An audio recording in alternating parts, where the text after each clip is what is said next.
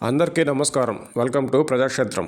ఆంధ్రప్రదేశ్ రాజకీయాల్లో పవన్ కళ్యాణ్ గారిది ప్రత్యేకమైన శైలి మాత్రమే కాదు, ప్రస్తుతం ఉన్న రాజకీయ నేతల్లో ఆయనే ప్రత్యేకమని చెప్పాలి. జనసేన అధినేతగా కష్టాలను, ఓటమిని ఎదుర్కొంటూ పార్టీని బలోపేతం చేసుకుంటూ అధికారాన్ని పంచుకునే స్థాయికి వచ్చారు. మంత్రిగా తన పనితీరుతో ఇతరులకు ఆదర్శంగా నిలుస్తున్నారు. జనసేన పార్టీ అధినేతగా సైతం ఇతరులకు భిన్నంగా క్రమ పద్ధతిలోనే కాకుండా క్రమశిక్షణతో పార్టీని నిర్మిస్తూ ప్రజల మన్ననలను పొందుతున్నారు.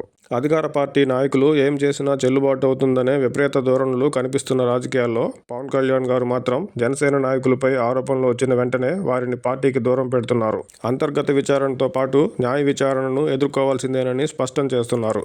ఇతర పార్టీలోని నాయకులు తీవ్రమైన ఆరోపణలు ఎదుర్కొంటున్నా ఆయా పార్టీల నుంచి ఎటువంటి చర్యలు లేకపోవడాన్ని చూస్తున్న ప్రజలు జనసేనాని పవన్ కళ్యాణ్ గారు ఆరోపణలు వచ్చిన జనసేన నాయకులను పార్టీకి దూరంగా పెట్టడాన్ని ప్రజలు మెచ్చుకుంటున్నారు. ఆరోపణలు ఎదుర్కొంటున్న నాయకుల పట్ల కఠినంగా ఉంటున్న పవన్ కళ్యాణ్ గారి బాటలో ఇతర పార్టీలు సైతం అడుగులు వేయడం ద్వారా అలాంటి నాయకులను రాజకీయాలకు దూరంగా పెట్టిన వారు అవుతారు. అన్ని పార్టీల అధినేతలు ఇలానే చేస్తే రాజకీయ నేతల్లో సంస్కరణకు దారితీస్తుంది.